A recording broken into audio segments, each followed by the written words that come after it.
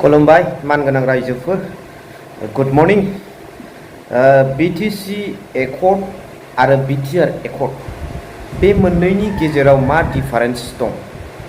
बयबो मिथिखायो ससियेल मिडियानि थ्रुयानो होन सोरबा सासे सिभिलियाननि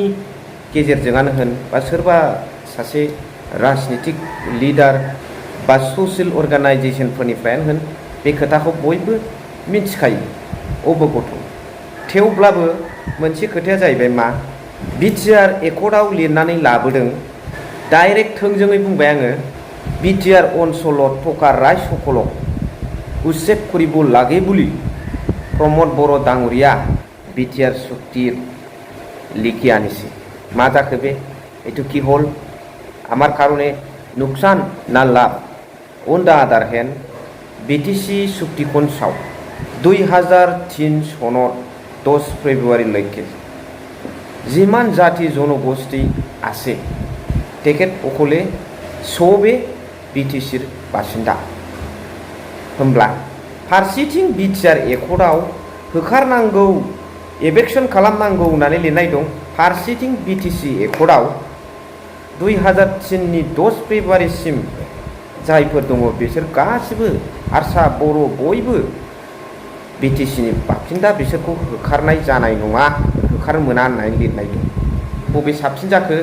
आरो फारसेथिं बुंनो थाङोब्ला ग्रेजिं लेन्ड वाटार बडिज कास्ट लेन्डफोरखौ BTR चुक्तिनि दफानि गेजेरजों आसाम गभर्नमेन्टआ लानो हानाय मोनथाय मोनबाय थारमाने बे जोंनि फोथार कास्ट लेन्ड थालानाय गामि गामि आरो बेनिफ्राय दै जिं बेफोरबायदि वाटार बडिज बायदिसिना हाफोरखौ माने जोंनि नंला आरो बे ट्राइबेलफोरनिबाबो ट्राइबेल नंला बेफोर हाखौ BTR चुक्तिनि गेजेरजों आसाम सरकारा लानो हायो होननानै प्रमद बर' बिथाङा सहि होनानै फैबाय नाथाय BTC एकर्डआव नाहरदो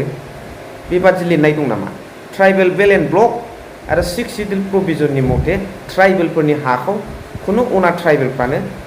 दांनाय मोनथाय गैया बेवहाय गुबुनजों अना ट्राइबेलफोरजों क्लेशिं जानांगौ दावराव जानांगौनि खोथाखौ आं बुङाखै पलिटिकेलि बैस्रा बै लाइनाव थागोन एसे होल लानानैसो BTC नालाय नाथाय हारियारि खेत्रआव जातिबादनि खेत्रआव गाबागाव जातिखौ लानानै बा ट्राइबेलनि खेत्रआव ट्राइबेलखौ लानानै गाबागाव खथायाव गाबागाव जुजिनाय गाबागाव मोनथायखौ लानानै थांना थानाय नाथाय पलिटिकेलि बियो BTC आरो BTR बे मोननैनि गेजेरनि फारागखौ नोंथांमोना जोबोद मोजाङैनो बुजिखागौ नुखाबाय मिथिखाबाय आरो आं बेखौ बुंबावबाय दा आं बेखौनो आसा खालामदों नोंथांमोननिफ्राय जे नोंथांमोना मा सानो BTC खौ साबसिन सानो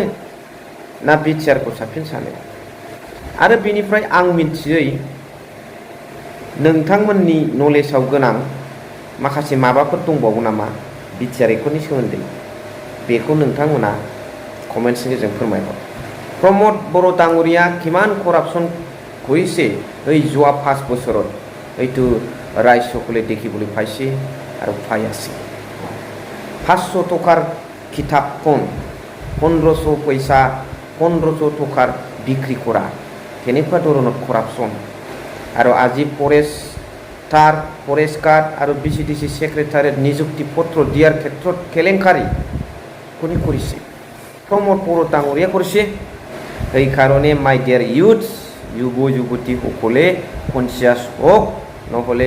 जिखिनि आमार हाथत आछे এইটোৱে যাবলৈ আৰু বেছি দিন নাই এই কারণে माय डियर यूथ जागो उठो आवाज उठाओ भ्रष्टाचार के खिलाफ हमारे राइट्स को जो ठस करेगा उनके खिलाफ और हमारे राइट्स को जो बेचने का काम करेगा उन लोगों के खिलाफ चाहे वो नेता हो चाहे वो पलिटिशियन हो बेनो रायजो राजाफोर मा सानो नोंथांमोना कमेन्ट्सनि गेजेरजों फोरमायहरबानो जाबाय स thank you very much for watching.